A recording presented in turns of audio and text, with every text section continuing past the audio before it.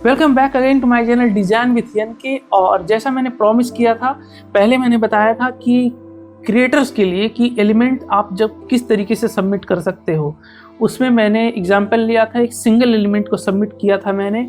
और मैंने ये भी बोला था कि जब मेरे पास एक कलेक्शन तैयार हो जाएगा तब मैं आपको बताऊंगा कि कलेक्शन को एक किस तरीके से आप सबमिट कर सकते हो। तो फटाफट से हम चलते हैं अपने स्क्रीन की तरफ और मैं आपको दिखाता हूँ। जैसा कि आप देख सकते हो canva.com आपको सबसे पहले, ये तो कहने वाली बात है नहीं, आपको खोल लेने की ज़रूरत है। और इसके साथ ही आप जब अपने वापस से वही एलिमेंट क्रिएटर पर, ये जो है लेफ़्ट साइड में जब आप आ जाते हो तो पैनल पे आपको दिखाई देगा एलिमेंट क्रिएटर।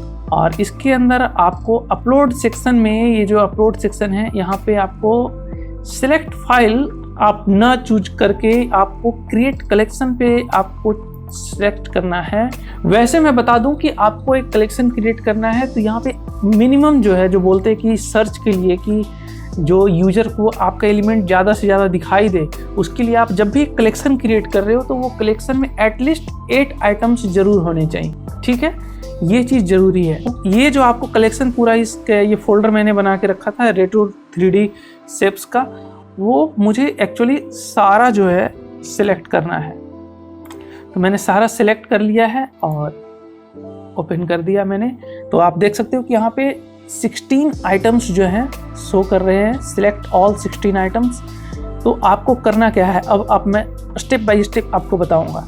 यहाँ पे आप देख रहे हो कि सारे एलिमेंट्स में जो है रेड मार्क किया हुआ है no meta data. Meta data actually होता क्या है?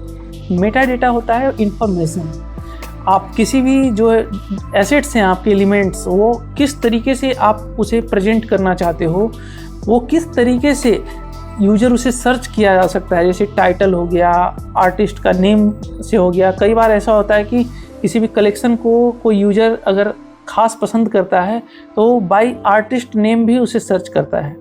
ठीक है, तो टाइटल से भी सर्च कर सकता है, या फिर आपके जो आर्टिस्ट नेम आप जिस नाम से सबमिशंस करते हो उससे सर्च कर सकता है। आपके कीवर्ड्स जो आपने डाले हैं उस कीवर्ड्स से आपके कलेक्शंस को वो सर्च कर सकता है।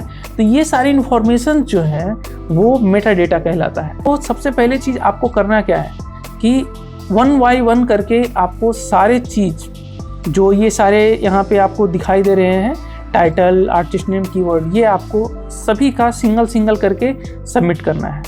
और वैसे चाहे तो पहले हम स्टार्टिंग में ही इकट्ठा हम सिलेक्ट कर लेते हैं। ये आइडिया भी अच्छा रहेगा कि स्टार्टिंग में पूरे एलिमेंट्स को सिलेक्ट ऑल आइटम्स कर लेते हैं।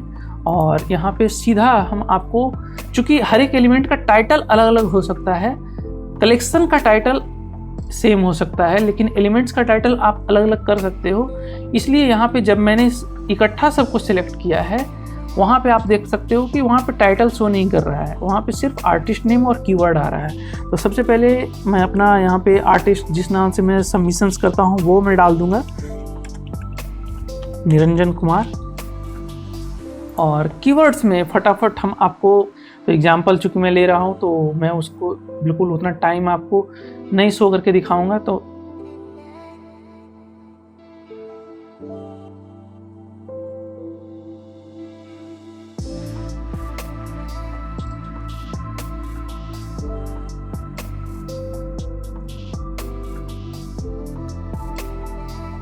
अब यहाँ पे जब मैंने पूरा कलेक्शन को एक बार सेलेक्ट करके और ये मैंने आर्टिस्ट नेम और ये कीवर्ड्स मैंने डाल दिया है, तो यही सारे कीवर्ड्स जो हैं हर एक एलिमेंट्स के लिए ऑटोमेटिक जो है आपको देखोगे कि आपको दिखाई देगा।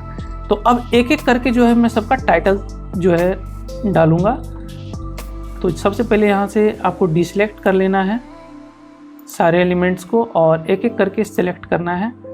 और देखो यहाँ की टाइटल शो कर रहा है और देख सकते हो कि कीवर्ड्स जो आपने डाले थे वहाँ पे ऑटोमेटिक आपको शो कर रहा है। अब आप एडिशनल कीवर्ड सिर्फ पर्टिकुलर इस टाइप के एलिमेंट्स के लिए, इसके लिए आप डालना चाहते हो तो डाल सकते हो। जैसे कि कुछ जो कीवर्ड्स थे वो तो सभी के लिए थे और ये जो है स्पेशल है, जैसे कि यहाँ पे स्टार इसे बोल सकते हैं। तो रेट्रो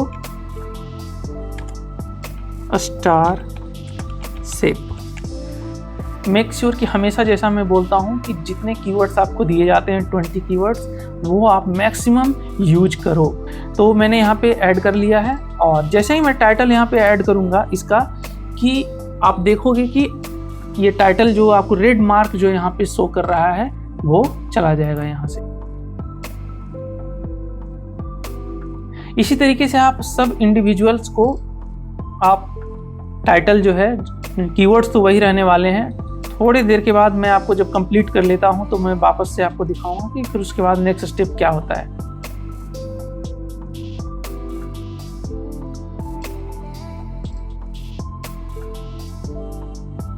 तो आप जैसे ही देख सकते हो कि मैंने सारा जो है कंप्लीट कर लिया है और किसी पे भी अब जो है रेड मार्क नहीं दिखाई दे रहा है।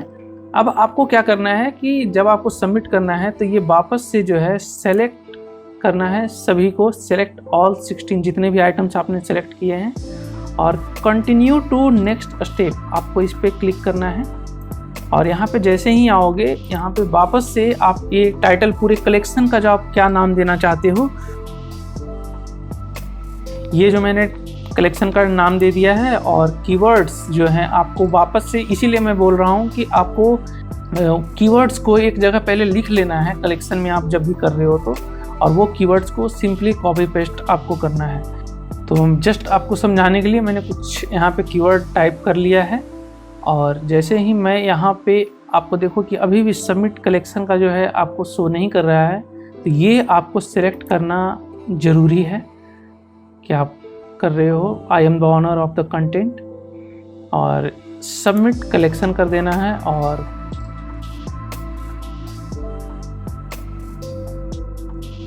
तो इस तरीके से जो है आपको अपने कलेक्शन को सबमिट करने की ज़रूरत है।